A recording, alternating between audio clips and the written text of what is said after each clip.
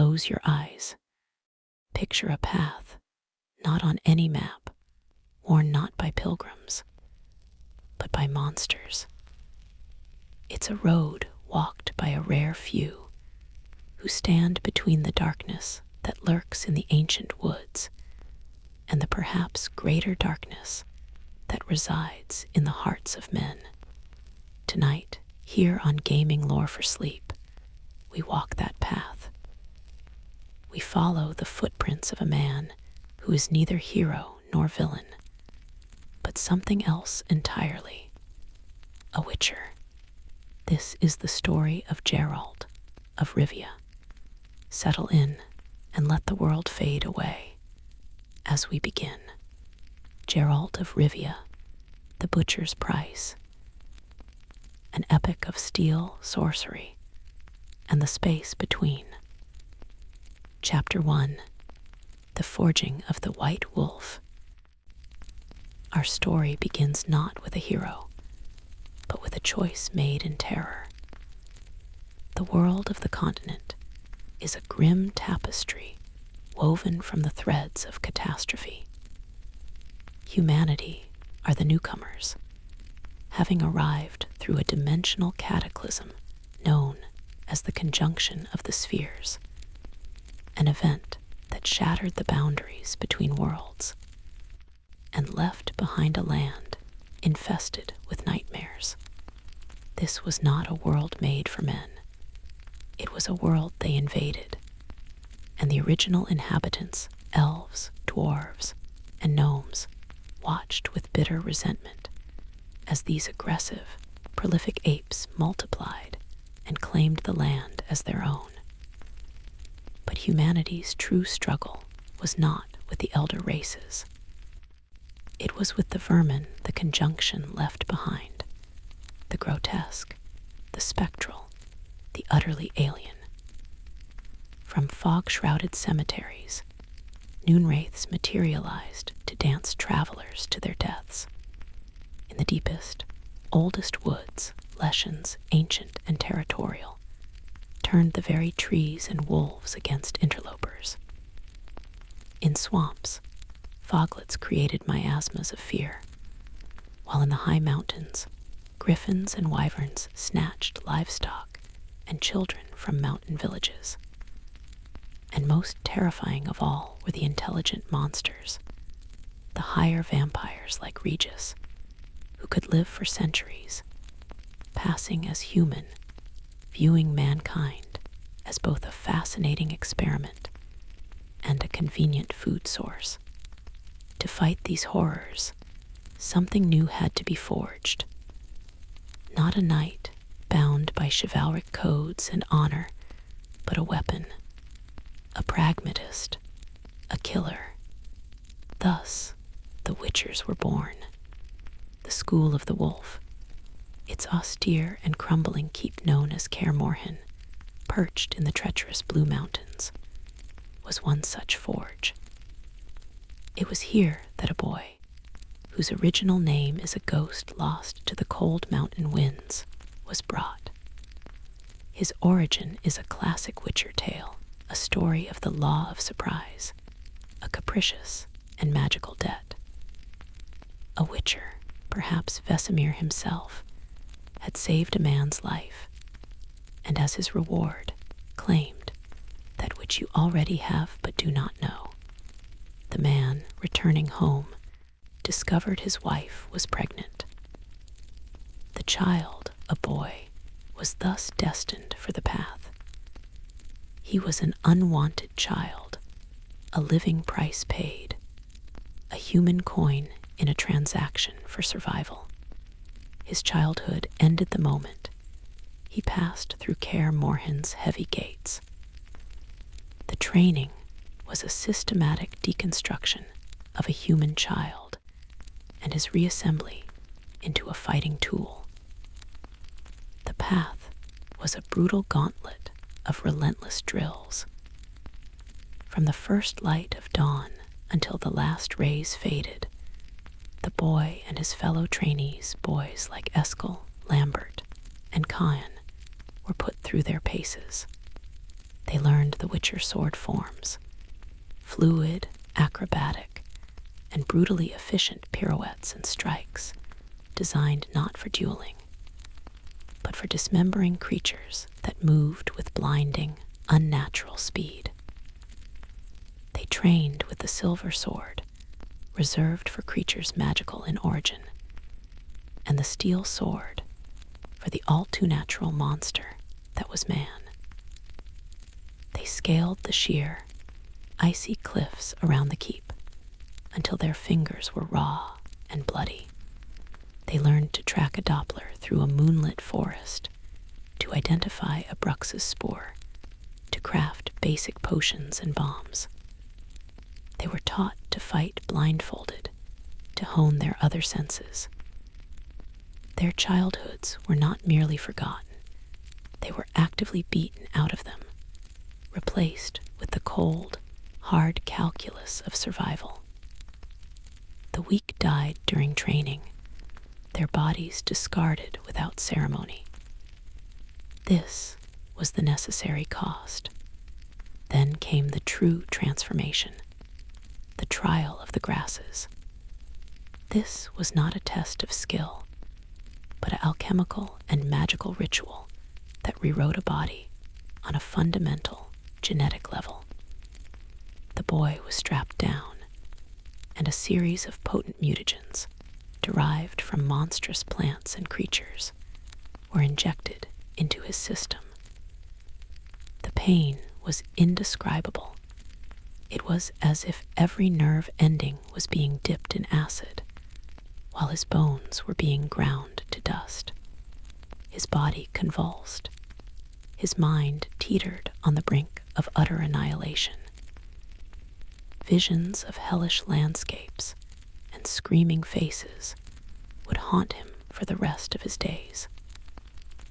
Most children died during this trial, their bodies succumbing to the toxicity, their minds shattered into madness. The stone slabs of Kaer Morhen's laboratory were stained with the memory of their agonies. But this boy survived. He emerged, forever altered. His pupils became vertical slits, like a cat's, granting him the vision to see in utter darkness and to perceive the heat signatures of living things. His reflexes were heightened to a level that made the fastest human swordsman seem like a man wading through tar. His metabolism could process deadly toxins, allowing him to consume potions that would kill any ordinary man, granting him temporary, incredible boosts to his abilities at the cost of immense pain. His aging slowed to a crawl. He would live for centuries, a perpetual observer of the fleeting, turbulent lives of ordinary humans. Yet his mutations were not complete. He was selected for further experimental trials. These processes, even more grueling and dangerous than the first, pushed his body to its absolute limit. It was here that his unique destiny began to manifest. The alchemical cocktail, far more intense than that used on his peers, stripped him of all pigmentation. His hair, once likely a common brown or blonde, turned a shock white. His skin grew pale as moonlight.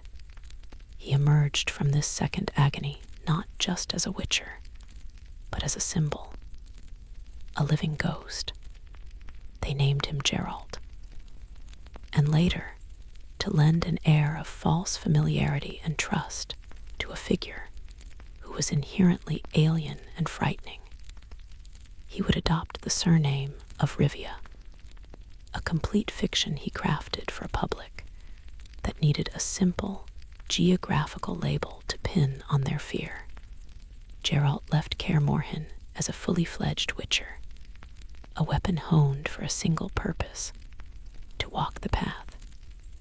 He became a lone figure on the muddy, dangerous roads of the northern kingdoms, his twin swords strapped to his back, a walking arsenal of signs, potions, and bombs. And he quickly learned the hardest lesson of all. The steel sword was often far more worn than the silver one. The monsters in the dark were predictable. They operated on instinct, hunger, or ancient curse. But men were capable of a depth of cruelty, betrayal, and monstrousness that no Kaer could ever comprehend. He was a mutant, a freak. He was spat upon in villages that the night before had begged him with tears in their eyes to save them from a striga. He was paid in curses instead of coin. His vital services a necessary evil that people were eager to forget once the decapitated body of the beast was burned. He existed in the liminal space, not human, not monster, but a guardian of a humanity that despised his very existence. This life forged his persona. To protect the sliver of humanity the mutations had not burned away. He cultivated a facade of cold, emotionless detachment. He spoke in grunts and monosyllables.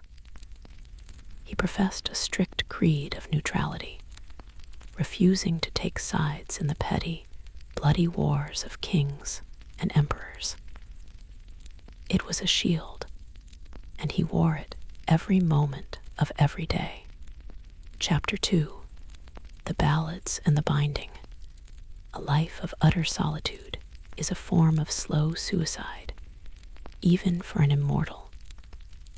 Geralt's carefully constructed world of detached professionalism was first cracked open not by a sorceress or a princess, but by a bard, a flamboyant, garishly dressed, and hopelessly romantic poet who initially called himself Jaskier. Where Geralt was silence and grim purpose, Jaskier was noise and frivolous adventure. He was a narcissist, a womanizer, and a consummate opportunist. But he possessed a genuine artist's soul and a fearless, almost foolish curiosity. He saw Geralt not as a mutant, but as the ultimate tragic hero, a figure straight out of epic poetry. He attached himself to Geralt like a persistent musical barnacle, fascinated by the drama and inherent tragedy of the Witcher's life. He turned Geralt's grim, gory exploits, the hunting of a devil in a well, the slaying of a Kaer queen, into catchy, wildly embellished ballads like Toss a Coin to Your Witcher. These songs spread Geralt's fame, or infamy, across the continent. Much to Geralt's constant chagrin, Geralt complained incessantly, threatening to leave the bard for the wolves at every turn, grumbling that Jaskier's presence scared away the game and attracted trouble. But beneath the irritation, a profound bond formed. Jaskier's friendship was Geralt's primary anchor to the world beyond monster guts and suspicious peasants. The bard was his connection to tavern gossip, to the politics of the northern courts, to the simple, human joys of a good meal, a strong drink, and a warm bed. Jaskier saw the man behind the mutations, the dry wit, the buried honor, and the deep-seated weariness. He needled him, challenged his philosophy of neutrality, and in doing so, reminded Geralt that he was still a person, not just a weapon. Their relationship was the first thread pulled in the unraveling of Geralt's solitary myth, the second and far more powerful thread was woven not from friendship, but from destiny and desire. It began with a job in the town of Rind. Geralt, in an attempt to free a djinn from a merchant who was foolishly using it for petty wishes, found himself bound to the powerful, elemental creature. The djinn's magic was too much for any one being to contain, and it was slowly killing him. His only hope was to offload the burden onto another magic user, someone powerful enough to survive the bond. His search led him to Yennefer of Vengerberg. Yennefer was a sorceress of immense power and devastating, unnatural beauty. Like Geralt, her exterior was a carefully crafted facade. She had been born a hunchback, a source of shame and abuse from her own family. Rescued by the sorceress Tisia de Vries, she was taken to Aretuza, the school for sorceresses, where she underwent a brutal, painful magical transformation that straightened her spine and sculpted her into the archetype of beauty at the cost of her fertility. This loss created a void in her soul, a desperate, aching need for power, control, and belonging that would define her life. She was as fierce, independent, and emotionally guarded as Geralt himself. Their first meeting was an explosion of conflicting energies. He was a brute force fighter, she a master of subtle and powerful chaos. He needed her to save his life. She saw the djinn as a tool to achieve her own goals. In a desperate act to save them both from the djinn's rampage, Geralt used his last wish not for riches or power, but to bind their fates together. The magic of the djinn, responding to the wish, created an unbreakable, supernatural bond between them. What followed was a love story of epic, operatic, and profoundly toxic proportions. Yennefer and Geralt were two mirrors reflecting each other's deepest scars. Both were outcasts who had been physically remade into something other. Both wore masks of cold indifference to shield profound vulnerability. Both feared attachment because they knew the pain of its loss. Their relationship spanned decades, a turbulent cycle of passionate, all-consuming reunions and devastating, bitter partings.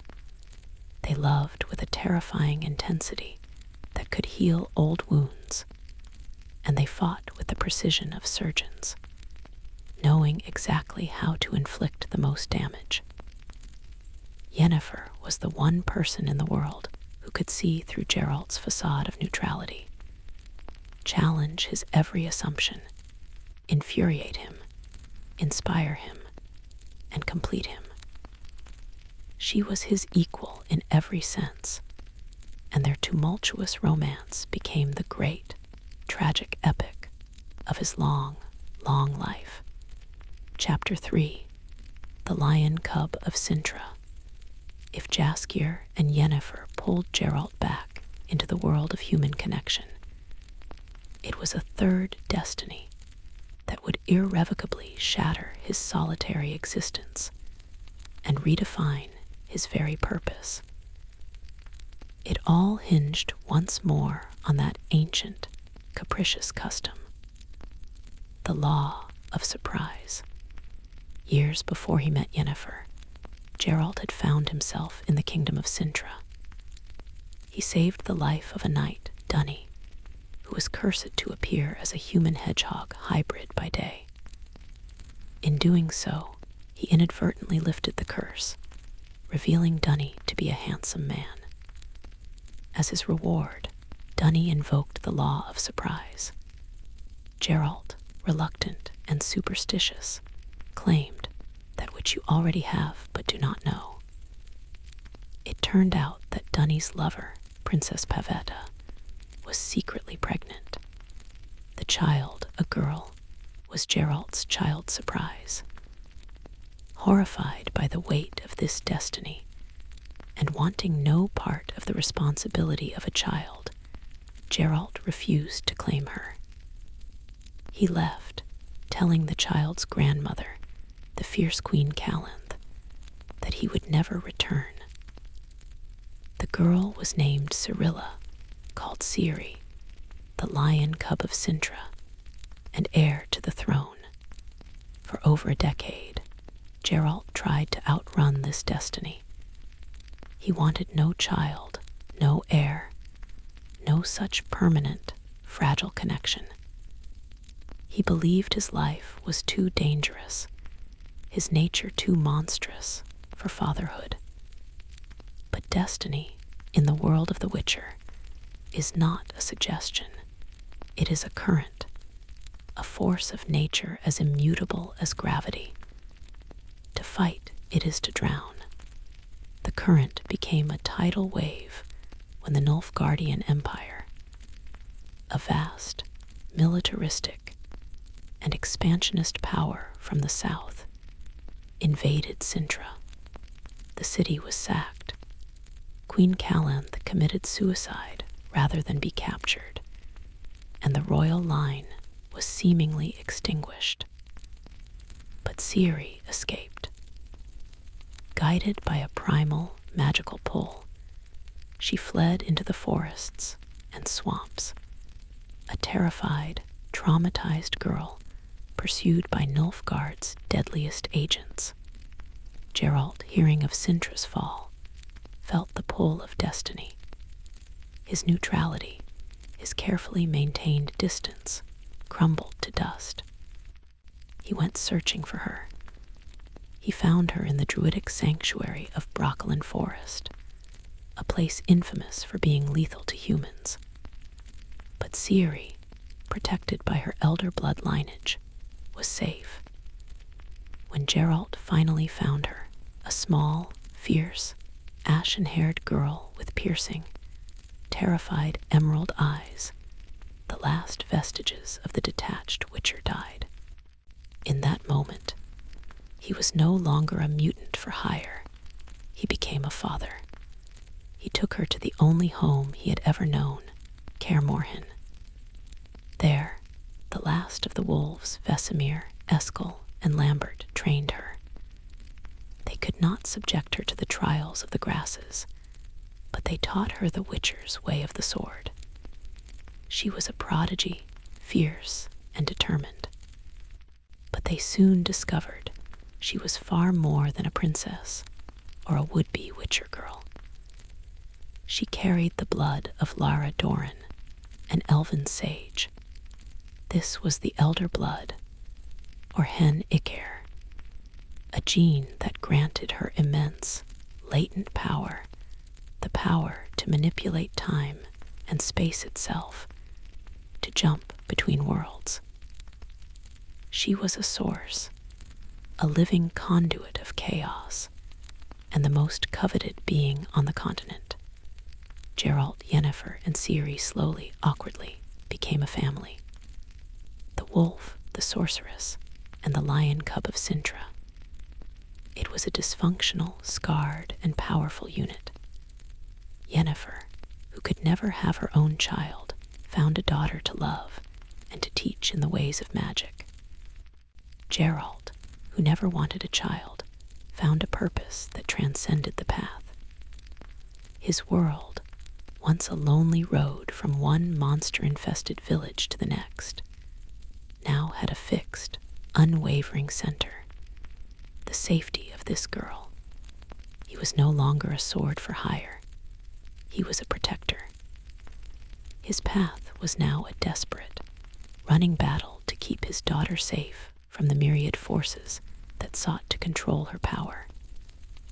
The Nilfgaardian Emperor Emervarim Reyes, who held a shocking, personal claim to her, the sinister and politically savvy mages of the Lodge of Sorceresses, and the otherworldly, spectral riders of the Wild Hunt, ethereal elves from a dying world who saw Ciri and her power as their only hope for salvation. Chapter 4: The Stain of Blaviken and the Weight of Choice. To understand the man Geralt became, one must understand the event that defined him long before he was a father or a lover. The event that gave him the name he would never escape. The Butcher of Blaviken. This story is the quintessential Witcher contract, a perfect parable of the impossibility of neutrality. Geralt arrived in the small, unremarkable town of Blaviken. The local wizard, a man named Stregubber, who resided in a tall tower, hired him. Stregubber was a scholar of curses, and he told Geralt a terrifying tale. He spoke of a girl, Yennefer, who he claimed was a cursed princess, a mutant born under a black sun, a monster who brought death and chaos wherever she went. He insisted she was inherently evil and had to be killed before she destroyed the town. Geralt, ever the professional, sought out the other side of the story. He found Yennefer, and she was not the monster Stregubber described. She was sharp, beautiful, and filled with a righteous, burning fury. She told Geralt that Stregubber was a madman, a fanatic who had tortured and murdered dozens of girls just like her under the pretext of his curse. She was not a bringer of chaos.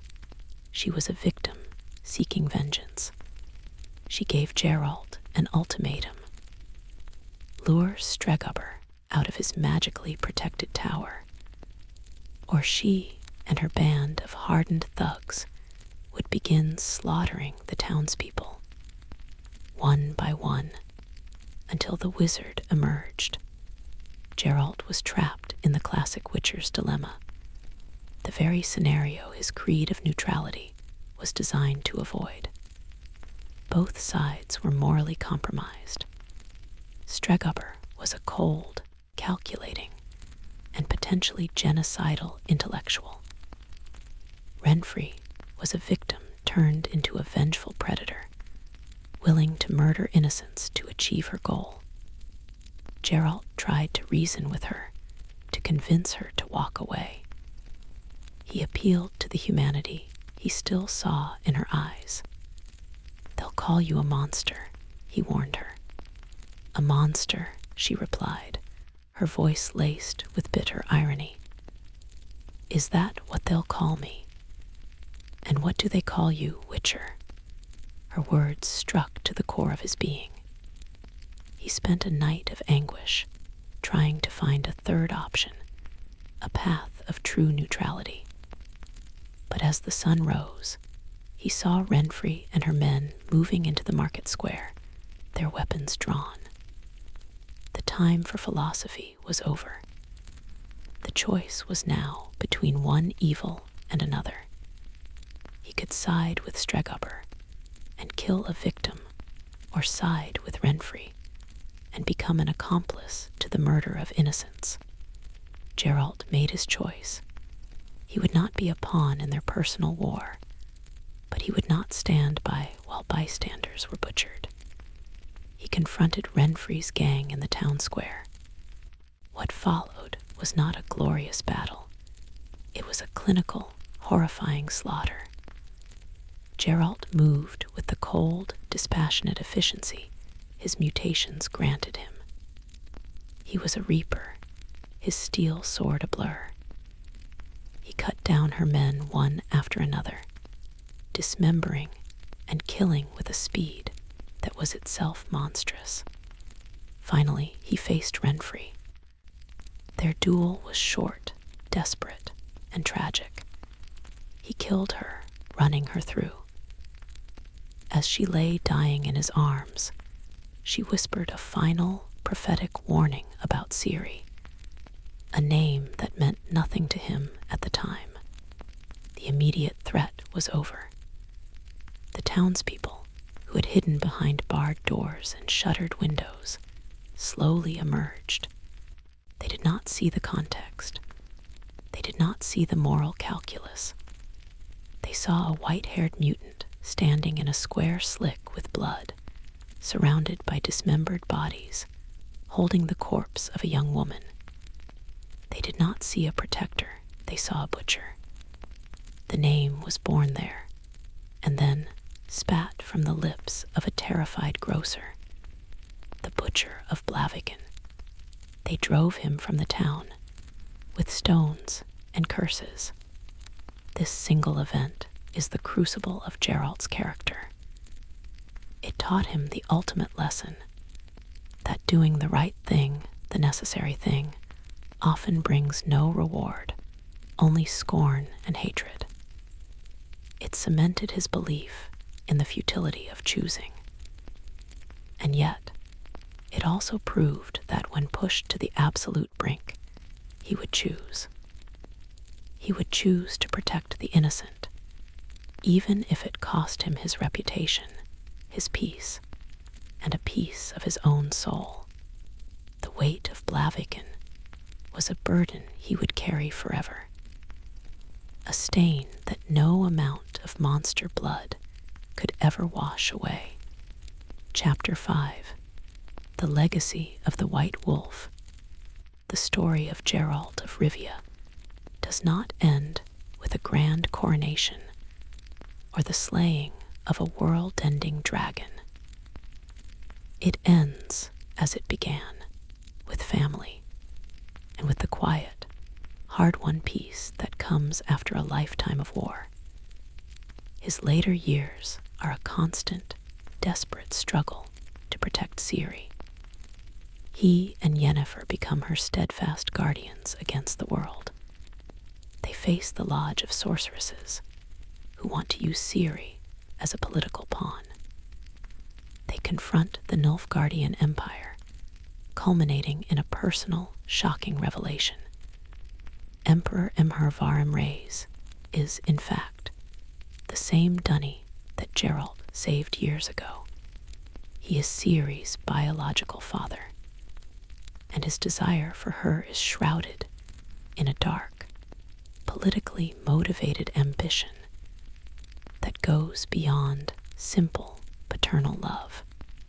The greatest threat comes from the Wild Hunt, spectral, armored riders led by the ruthless King Eren. They are not ghosts, but elves from another world, and they need Ciri's elder blood to open the gates between spheres and conquer new worlds for their dying people. The hunt for Ciri becomes a multi-dimensional chase, pushing Geralt to his absolute limits.